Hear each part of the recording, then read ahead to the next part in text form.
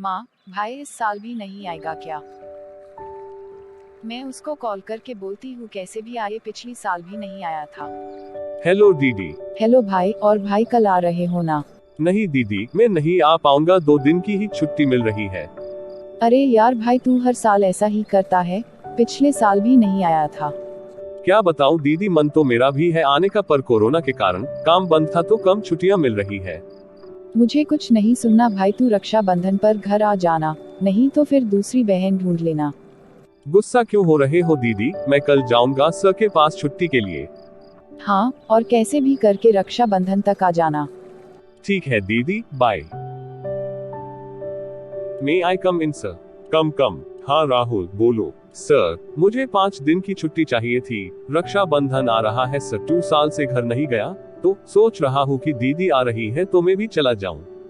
अरे राहुल, तुमको समझाया था ना कि ये त्योहार सब यहाँ की कुरीतियां है, कुछ नहीं होता, रखी बांधने या बंधवाने से भक्ति करो ताकि वो परमात्मा तुम्हारे साथ साथ तुम्हारे परिवार की भी रक्षा करे। सर, रक्षाबंधन तो भाई बहन के रिश्ते को मजबूत करता है, कुछ नहीं तो घर में सबसे मिल लूंगा, वैसे भी त्योहार आते हैं, खुशियाँ होती है, एक दूसरे से मिलना भी हो जाता है। ठीक है, तुम्हारी जैसी इच्छा, तुम जा सकते हो। Thank you sir. हाँ दीदी बोलो। भाई कहाँ तक पहुँचे? जल्दी आ, सब आ गए हैं, बस तू ही नहीं आया अभी तक। 15 मिनट और लगेंगे दीदी। ठीक है, जल्दी आ।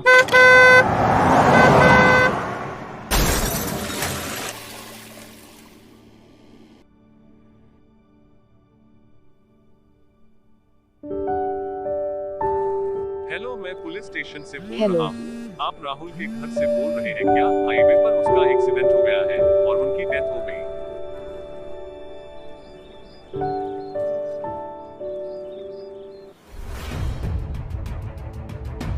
इस रक्षाबंधन की क्या आवश्यकता है, क्यों इसको हम मना रहे हैं? अब रक्षाबंधन का उद्देश्य क्या है कि भाई राखी इसलिए बांधते हैं कि वो हमारी रक्षा करेगा, और भाई की रक्षा कौन करेगा?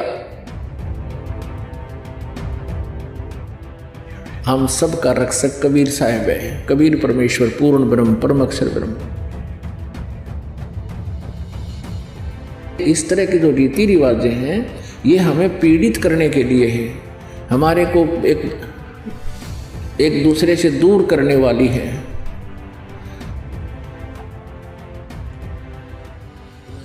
परमात्मा के पाने में ये जो हमारी रीति रिवाज हैं ये भी बाधक हैं। परमेश्वर ने कहा है कि मन कर धीर बांध ले रे बौरे, और छोड़ दे न पछलों की रीत। अब जैसे कल या आज जैसे भी राखी का त्योहार था, रक्षाबंधन का त्योहार था, इस रक्षाबंधन की क्या आवश्यकता है, क्यों इसको हम मना रहे हैं? ये काल के चलाए हुए अपने इस टाइम पास करने की खातिर, टाइम वेस्ट करने के लिए और हमें पीड़ित रखने के लिए एक ये रीति बना रखी है।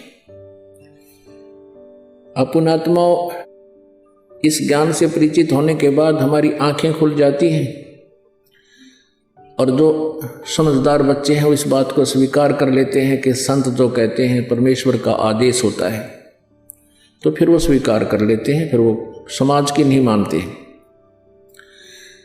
एक बहन ने बताया कि जी उपदेश लेने से पहले मैं राखी बांधने के लिए अपने भाई के वहाँ घर गई, वही रक्षाबंधन का दिन भाई की इंतजार कर रही थी। दुर्घटना के अंदर भाई की मृत्यु होगी, उसका शव आया, टक्कर मार मार कर रो रही थी। अब रक्षाबंधन का उद्देश्य क्या है कि भाई राखी इसलिए बांधते हैं कि वो हमारी रक्षा करेगा, और भाई की रक्षा कौन करेगा? हमारा रक्षक कहते हैं, जो रक्षक है उसको हम भूल चुके हैं। हम सब का रक्षक कबीर साहिब है, कबीर परमेश्वर पूर्ण ब्रह्म परम अक्षर ब्रह्म। हम सब ने भाई और बहनों ने मिलकर परमेश्वर कबीर जी का रक्षाबंधन बांधना चाहिए, राखी, ताकि भाई और बहन दोनों का रक्षक हो जाए। कबीर साहिब को रक्षाबंधन कैसे बंधेगा? हम उसकी शरण में आ जाएंगे, और जो जाकी सरना बसे ताको ताकी लाज, जल सो ही मछली चढ़ जा बह जाते गजराज। हमने अपने परमात्मा को राखी बांधनी चाहिए। और दूसरा एक और दुख पैदा करती है ये रक्षाबंधन का दिन, जिन बहनों का भाई नहीं, अब वो रोती हैं पिछले कमरों में बैठ के अकेली, आए हमारा भाई को नहीं, हम किसके राखी बांधेंगे। कोई चाचा के, कोई ताऊ के, कोई मामा के भाइयों की मुंह की तरफ ताकेंगे हैं, और फिर वो न सोचेंगे या पैसे लेने की मारी यहाँ आ जाती है, चाहे ना कहें पर अंदर में जरूर अवश्य होगा, ऐसा होगा। और हमने ऐसा ना करना है, हमने अपने ऊपर कर्जा नहीं चढ़ाना किसी का। तो इसलिए हमने रक्षाबंधन का त्योहार कैसे मनाना है, परमात्मा का नाम ले लेना है। और फिर ये 10वां दिन यहाँ त्योहार होता है, सत्संग होता है, इसमें आकर के हमने इस परमात्मा के ज्ञान को सुनना है।